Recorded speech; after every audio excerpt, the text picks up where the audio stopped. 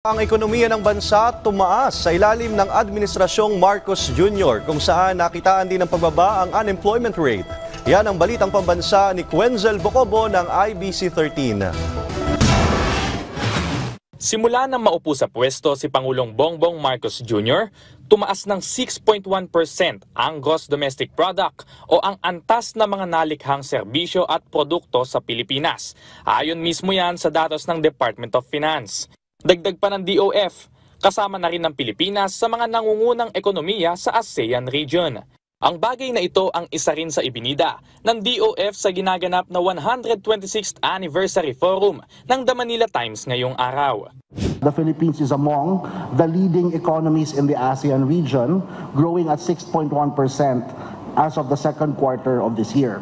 Ayon naman sa Bangko Sentral ng Pilipinas, naglalaro na lang sa 3% ang inflation rate sa bansa ngayong taon.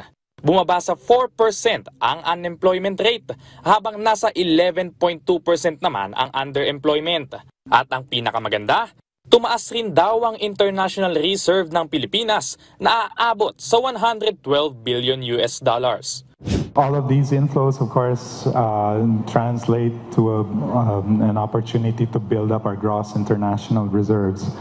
And so the latest figure that we have is as of end of September. And you see that currently we have 112 billion US dollars in our foreign reserves. And that's an increase from the end of last year of only 104 billion. Ang lahat daw ng ito dahil sa mga pagkilos ng pamahalaan alinsunod sa Philippine Development Plan 2023 to 2028. Kabilang dito ang paglalaan ng 9.6 trillion pesos na pondo para sa iba't ibang proyekto para sa transportasyon, patubig, digital connectivity, health at education. Kung magpapatuloy ang mga positibong indikasyon na ito tulad ng pagbaba ng inflation rate, pagtaas ng GDP at pagbaba ng poverty incidence sa bansa, hindi malabo na mula sa lower middle, maging upper middle income na ang status ng Pilipinas sa susunod na taon. Mula sa IBC 13, Quenzel Bocobo para sa Balitang Pambansa.